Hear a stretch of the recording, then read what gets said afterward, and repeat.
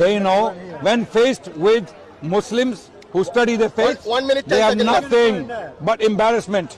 He doesn't even know science, he doesn't know philosophy, he doesn't know why he's an ex-Muslim, he doesn't even know anything about Islam, because he claimed the Quran says you can marry your child. I want that verse. The Quran saying you can marry your child. I want that verse now. ആ തലകുനിച്ച് നിൽക്കുന്ന ആരിഫിന്റെ മുഖത്ത് നോക്കിയിട്ട് ലണ്ടനിലെ speakers കോർണറിൽ വെച്ച് ആ പണ്ഡിതൻ പറയുകയാണ്, ഇവനൊന്നും അറിയില്ല, ഇവന് സയൻസ് അറിയില്ല, ഇവന് ഫിലോസഫി അറിയില്ല, ഇവന് ഇസ്ലാമിനെ പറ്റി അറിയില്ല, ഇവൻ എന്തിനാണ് ഞാൻ എക്സ് മുസ്ലിം ആയത് എന്ന് പോലും അറിയില്ല എന്ന് ആ തലകുനിച്ച് നിൽക്കുന്ന ആരിഫിനോട് ആ പണ്ഡിതൻ പറയുകയാണ്. ആ പണ്ഡിതനോട് ആരിഫ് ഒരു കളവ് പറഞ്ഞിരുന്നു. ഖുർആൻ സ്വന്തം പെൺമക്കളെ വിവാഹം ചെയ്യാൻ അനുവദിക്കുന്നു എന്ന കളവ് ആരിഫ് പറഞ്ഞിരുന്നു. അവിടെ വെച്ചിട്ട് ആ പണ്ഡിതൻ പറയുകയാണ്, എവിടെ കാണിക്കൂ, ഖുർആനിലെ ഏത് അധ്യായത്തിലെ എത്രാമത്തെ വചനത്തിലാണ് അത് പറഞ്ഞിട്ടുള്ളത് എന്ന് പറഞ്ഞിട്ട് പിന്നീട് ആരിഫിന് സമയം കൊടുക്കുകയാണ്. താങ്കൾ നോക്കൂ, കാണിക്കൂ എന്ന് പറഞ്ഞ് അദ്ദേഹത്തിന് ഏകദേശം 20ഓളം മിനിറ്റ് അദ്ദേഹത്തിന് കൊടുക്കുകയാണ്. അദ്ദേഹത്തോട് പറയുന്നുണ്ട്, താങ്കൾക്ക് നെറ്റില്ലേ, ഇന്റർനെറ്റ് ഞങ്ങൾ തരാം, താങ്കൾ ചാറ്റ് ജിപിടിയോട് ചോദിച്ചു നോക്കൂ, അങ്ങനെ ഉണ്ടോ എന്ന് ചോദിച്ചു നോക്കൂ, താങ്കൾ തപ്പിയിട്ട് കിട്ടിയില്ലെങ്കിൽ.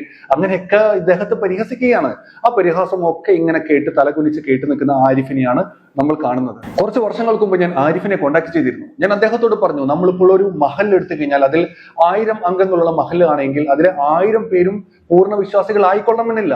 അതിലെ കുറച്ചു പേർ കൃത്യമായി 5 നേരം പള്ളിയിൽ വരുന്നവരായിരിക്കാം, കുറച്ചു പേർ ചില ഭക്തുകൾക്ക് മാത്രം വരുന്നവരായിരിക്കാം, കുറച്ചു പേർ ജുമുഅക്ക് മാത്രം വരുന്നവരായിരിക്കാം, അതിലെ കുറച്ചു പേർ ഒട്ടും പള്ളിയിൽ വരാത്തവരുണ്ടാകാം. അങ്ങനെ വ്യത്യസ്തരായ ആളുകളായിരിക്കും ഒരു മഹലിൽ ഉണ്ടാകുക. അവിടെ ആ മഹലിൽ വിശ്വാസമില്ലാത്ത, തീരെ പള്ളിയിലൊന്നും വരാത്ത ആളുകളെ ആരും ആക്ഷേപിക്കാൻ ചെല്ലാറില്ല, ആരും പരിഹസിക്കാൻ ചെല്ലാറില്ല. അദ്ദേഹത്തിന്റെ സ്വാതന്ത്ര്യമായി കൊണ്ട് മുന്നോട്ട് പോകുന്നു. അതുപോലെ ആരിഫിന് വിശ്വാസമില്ല എങ്കിൽ അദ്ദേഹം വിശ്വസിക്കേണ്ട, അദ്ദേഹം പള്ളിയിൽ വരണ്ട, അദ്ദേഹം ഇസ്ലാം മുന്നോട്ട് വെക്കുന്ന യാതൊരു കാര്യവും ചെയ്യണ്ട. അദ്ദേഹത്തിൻ്റെതായ വഴിയിലൂടെ പോകാം, അദ്ദേഹത്തിൻ്റെതായ ജോലിയുമായിട്ട് മുന്നോട്ട് പോകാം, ജീവിതവുമായി മുന്നോട്ട് പോകാം. എന്തിന് വിശ്വസിക്കുന്ന ആളുകളെ ശത്രുപക്ഷത്ത് നിർത്തണം, എന്തിന് വിശ്വസിക്കുന്ന ആളുകളെ ആക്ഷേപിക്കാൻ ചെല്ലണം എന്ന് ഞാൻ അദ്ദേഹത്തോട് ചോദിച്ചിരുന്നു. അതിന് എനിക്ക് അദ്ദേഹം മറുപടി നൽകിയിട്ടില്ല. ഇപ്പോൾ ഞാനൊരു വിശ്വാസിയാണ് എങ്കിൽ ആ വിശ്വാസം പറയുന്ന രീതിയിൽ ഞാൻ ജീവിക്കുന്നു. ഇനിയിപ്പോൾ എനിക്ക് ആ വിശ്വാസത്തോട് താല്പര്യമില്ല എങ്കിൽ അതിനോട് എനിക്ക് താല്പര്യമില്ല, ഞാൻ ആ കാര്യങ്ങളൊന്നും ചെയ്യുന്നില്ല.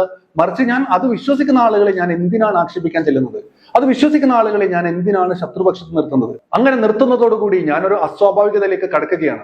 നോർമലായി ഒരാൾ ചിന്തിക്കുകയോ പ്രവർത്തിക്കുകയോ ചെയ്യുന്ന പണിയല്ല ആരിഫിനെ പോലെയുള്ള ആളുകൾ ചെയ്യുന്നത്. അതുകൊണ്ടാണ് ആരിഫിനെ പോലുള്ള ആളുകൾക്ക് ഇത്രയും നിന്ദത വരുന്ന സമയത്ത് പല ആളുകളും അത് സന്തോഷിക്കാനുള്ള കാരണം. വിശുദ്ധ ഖുർആനിലെ ഒരു വചനം ഞാൻ നിങ്ങളെ കാണിച്ചുകൊണ്ട് ഈ വീഡിയോ അവസാനിപ്പിക്കുകയാണ്. ഖുർആനിലെ 2-ാം അധ്യായം സൂറത്തുൽ ബഖറയിലെ 85-ാമത്തെ വചനം. നിങ്ങളിൽ അவ்விதം അക്രമികളായ ആളുകളെ പറ്റിയാണ് പറയുന്നത്. നിങ്ങളിൽ അவ்விதം ചെയ്യുന്നവർക്കുള്ള പ്രതിഫലം ഐഹിക ജീവിതത്തിൽ നിന്ദ്യത മാത്രമായിരിക്കും. ഉയർത്തെഴുന്നേൽപ്പ് നാളിൽ കൊടിയ ശിക്ഷയിലേക്ക് അവർ തള്ളപ്പെടും. നിങ്ങൾ ചെയ്യുന്നതിനെ പറ്റി അള്ളാഹു ഒട്ടും അശ്രദ്ധനല്ല. അഥവാ ഇവിടെ തന്നെ അക്രമികളായ ആളുകളെ, ആരിഫിനെ പോലെയുള്ള ആളുകളെ നിങ്ങൾക്ക് ഇവിടെ തന്നെ നിന്ദ്യത ഉണ്ടാകുമെന്ന് ഖുർആൻ ഇവിടെ സൂചിപ്പിക്കുകയാണ്. നിർത്തുന്നു. എല്ലാവർക്കും നമസ്കാരം.